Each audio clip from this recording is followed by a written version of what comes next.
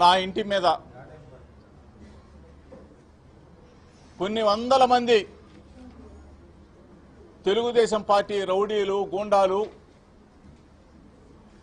దాడి చేసిన సంఘటనలు మీరు చూశారు.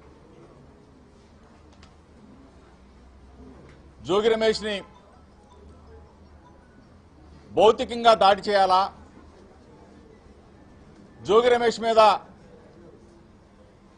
లేకపోతే నన్ను దాడి చేయడమే కాదు అవసరమైతే మట్టు పెట్టాలన్న ఆలోచన లేకపోతే మీరు ఎందుకు అన్ని వందల మందిని ఆర్గనైజ్డ్గా పోగు చేసి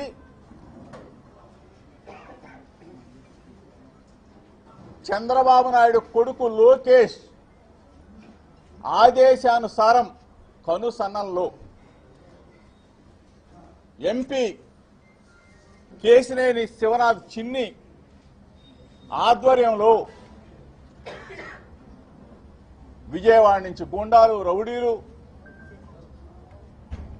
పిక్ పాకెటర్స్ బ్లేడ్ బ్యాచ్ పంజా సెంటర్ రాణి గారి తోట సీతానగరం వైఎస్ఆర్ కాలనీ అన్ని చోట్ల నుంచి కూడా ఒక ప్రేరేపిత కుట్రగా ముందుగానే మీరు పక్కా ప్లాన్ చేసుకొని నా మీద దాడి చేయాలని, నా కుటుంబం మీద దాడి చేయాలని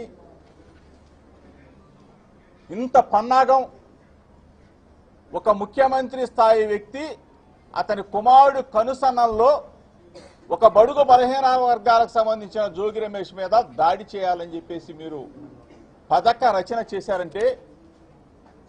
ఇంతకన్నా దుర్మార్గం ఇంకోటి ఉందని చెప్పేసి మీడియా మిత్రుల ద్వారా చంద్రబాబు నాయుడు గారిని, చంద్రబాబు నాయుడు కొడుకు లోకేష్ని అడుగుతా ఉన్నా. ఒక ఫేక్ కేసులో 83 రోజులు నన్ను నా తమ్ముణ్ణి అకారణంగా అన్యాయంగా ఒక ఫేక్ కేసులో అరెస్టు చేసి హింసించి ఒక సామాన్య ఖైదీలాగా నేను 83 రోజులు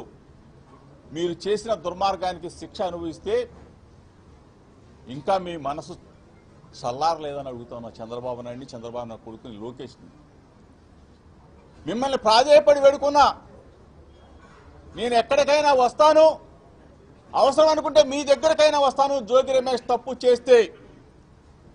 ఏ శిక్షకైనా నేను సిద్ధంగా ఉన్నానని చెప్పేసి పదే అడిగితే మీకు భార్య బిడ్డలు ఉన్నారు, రమ్మని చెప్పేసి ప్రాధేయపడి అడిగితే రాకపోగా నేను దుర్గ గుడికి వెళ్ళి అమ్మ దుర్గమ్మ సాక్షిగా ప్రమాణం చేస్తే సిబిఐ దర్యాప్తు కోరితే వెంటనే అరెస్టు చేసి 83 రోజులు నెల్లూరు జైలు, విజయవాడ జైలు, ఆఖరికి మదనపల్లి జైలు 3 జైలు తిప్పారే. ఇంకా మీకు రాక్షసానందం తీరాలి.